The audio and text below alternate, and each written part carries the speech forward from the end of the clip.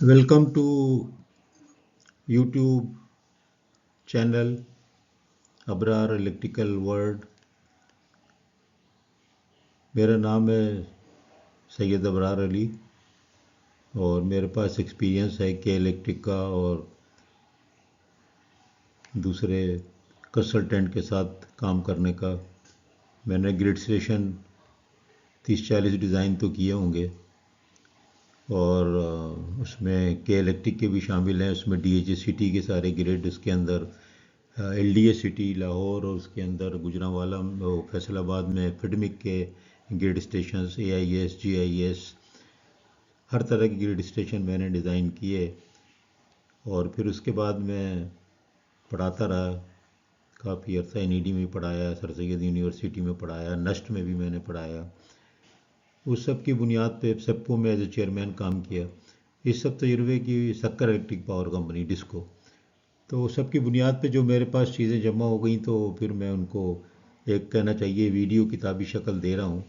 और इनका मकसद सिर्फ ये है कि जो जूनियर इंजीनियर्स हैं उनको तालीम मुहैया की जाए, इंटरव्यू के लिए तैयारी करा दी जाए, इसको पढ़ के वो इंटरव्यू के लिए तैयार हो जाएं। किताबों में ये चीज़ें नहीं होती लेकिन इंटरव्यू में पूछी जाती हैं, इवन न्यू अपॉइंटमेंट में। और ख़ास तौर पे अगर आप Saudi Arab, Middle East, Abu Dhabi, Dubai जाने वाले हैं या गए हुए हैं तो वहाँ पर तो ये बहुत काम आते हैं।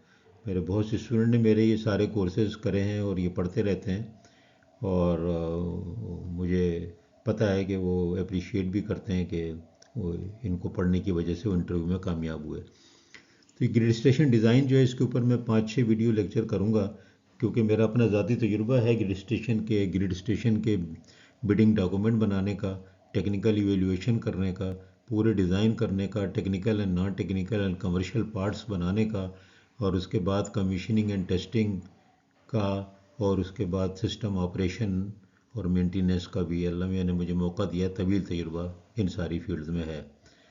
तो ये ग्रिड स्टेशन डिज़ाइन में जो बेसिक डिज़ाइन इन्वॉल्व होते हैं, मैंने अलग से सिस्टम भी बयान किए हैं, primary system and secondary system. उसके अंदर मैंने ये बयान किया है कि वो सिस्टम्स क्या होते हैं। अब ये जो इसकी डिज़ाइनिंग है इसको मैंने 3 हिस्सों में तकसीम किया है।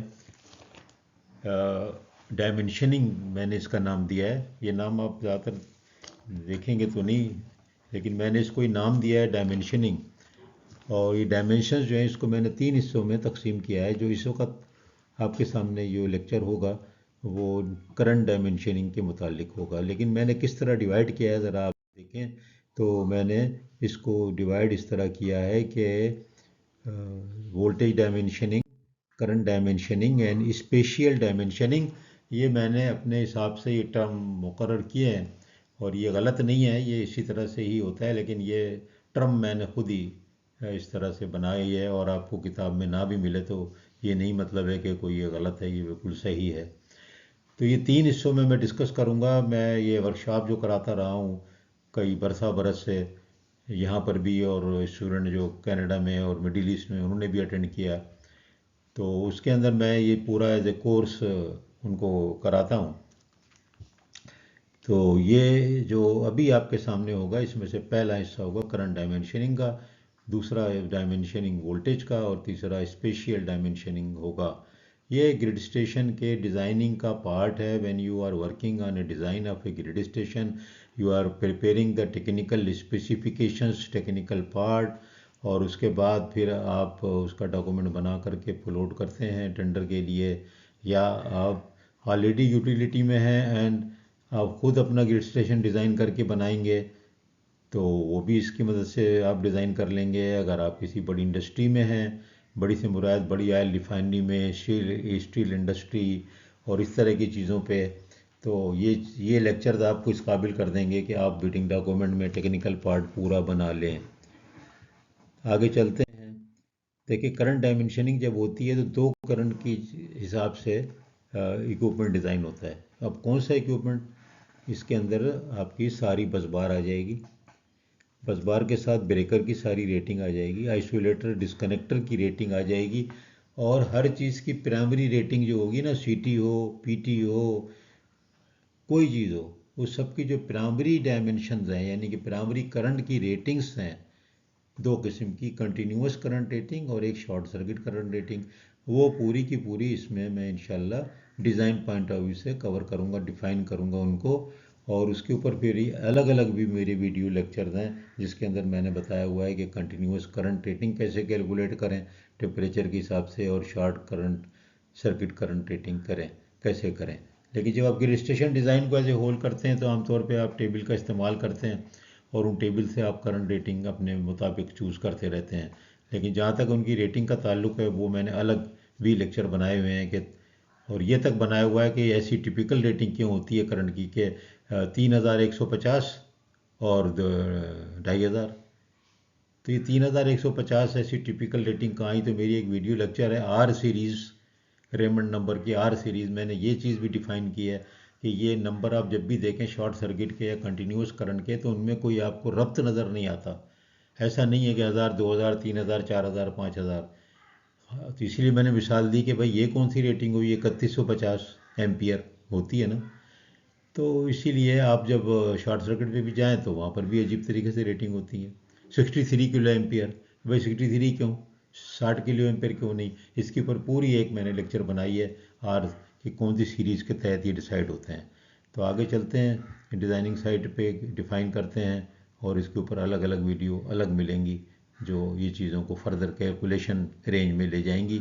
वो इसमें मुमकिन नहीं है क्योंकि एज ए डिज़ाइनर आप कैलकुलेशन नहीं कर रहे होते, आप सेटिंग, आप सिलेक्शन कर रहे होते हैं फ्रॉम द अवेलेबल।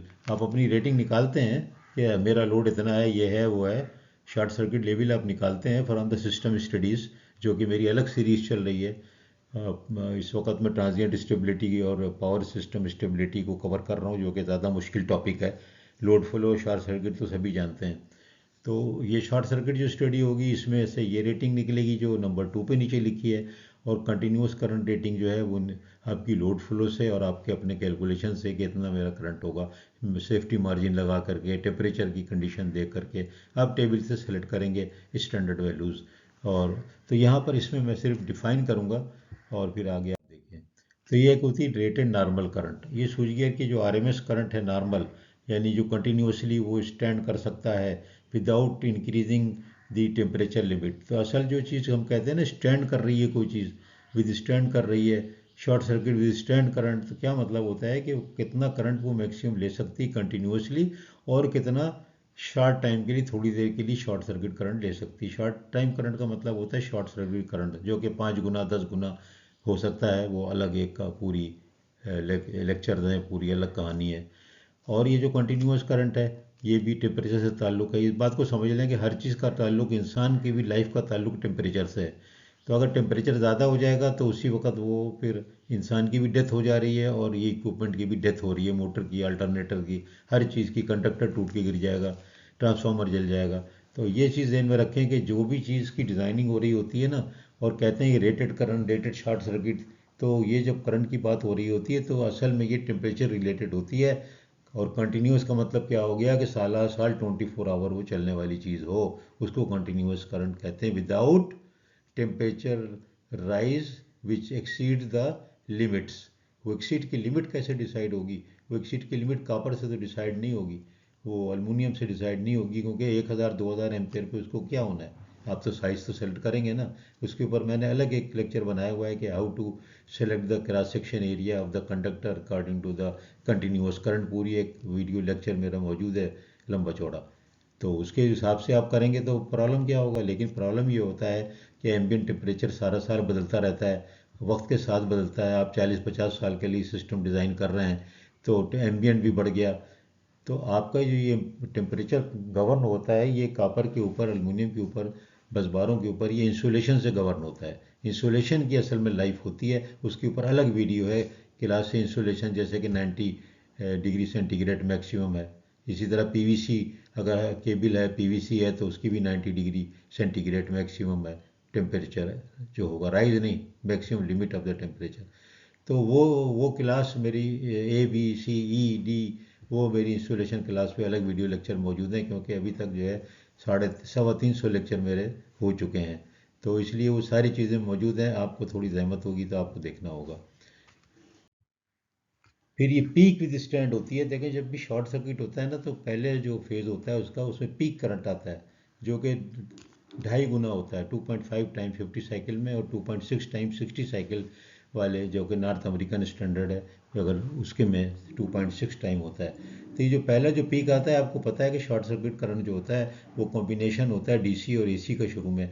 तो जो उसकी वजह से जो पीक आता है शुरू में फर्स्ट फ्यू साइकिल में, वो उसको भी स्टैंड करना चाहिए, वो 2.5 टाइम होता है। ये पीक को स्टैंड करना बहुत ज़रूरी है, क्योंकि देखें आप कहेंगे कि भाई ब्रेकर तो आइसोलेट करता है 5 साइकिल के बाद, तो इसीलिए तो इसको ज़रूरी है 5 साइकिल के बाद। और तो ये जो शॉर्ट सर्किट करंट है, अगर ये 1-2 साइकिल के लिए आ रहा है, तो इसीलिए ज़रूरी है कि इसको भी विथस्टैंड करें। और दूसरे कभी ऐसे भी तो हो सकता है कि आपने फॉल्ट पहले से था, आपने ब्रेकर को ऑन कर दिया, तो वो फिर मेकिंग करंट भी कंसेप्ट में आ जाती है, और मेकिंग करंट जो है वो फिर अलग पीक वैल्यू होती है इसकी, इसी हिसाब से। तो इसीलिए ये चीज़ें बहुत ज़रूरी हैं, आपको इसको समझना बहुत ज़रूरी है। ये देखें ड्यूरेशन कितना, ड्यूरेशन देखें जो स्टैंडर्ड वैल्यू आप सेलेक्ट करेंगे ना, तो आईसी के अंदर तो आपको ये सारी वैल्यू मिलेंगी कि आप 0.5, 3 सेकेंड, 1 सेकेंड आप ले सकते हैं। नॉर्मली जो स्टैंडर्ड वैल्यू आप लेते हैं आज, अब 1 सेकेंड होती है, तो अब उससे मुराद यहाँ ये है कि अब न तब।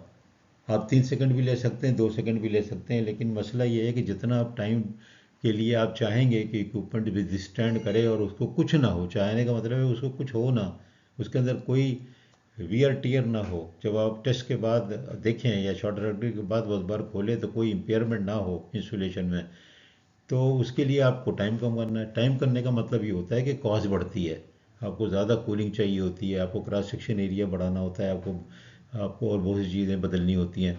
तो इसलिए अगर 1 सेकेंड आप करते हैं, तो फिर उस केस में आपको अच्छा है कि कम कॉस्ट आती है। 3 सेकेंड करते हैं तो यानी 3 सेकेंड तक बर्दाश्त करे कुछ ना हो, तो आपकी कॉस्ट ज़्यादा हो जाती है। तो पहले ज़्यादातर इक्विपमेंट 3 सेकेंड के, बल्कि मैंने शुरू में तो 7 सेकेंड के भी मैंने देखे ट्रांसफार्मर और चीज़ें, 7 सेकेंड विद स्टैंड टाइम। लेकिन ये सब बाद में कम कर दिया गया है, क्योंकि जितना आप टाइम बढ़ाते हो कॉस्ट बढ़ती है, फिर बड़ा मुश्किल हो जाता है, इकोनॉमिक फिजिबिलिटी नहीं होती। तो 3 सेकेंड भी आपको मिलेगा और 1 सेकेंड भी आपको मिलेगा। 3 सेकेंड भी काफ़ी कॉमन है और 1 सेकेंड भी काफ़ी कॉमन है, तो इस चीज़ को ज़रा ध्यान में रख लें। इन सब की डिटेलिंग के लिए अलग अलग वीडियो लेक्चर मौजूद हैं, आप उन पे जा कर के उनको देख सकते हैं।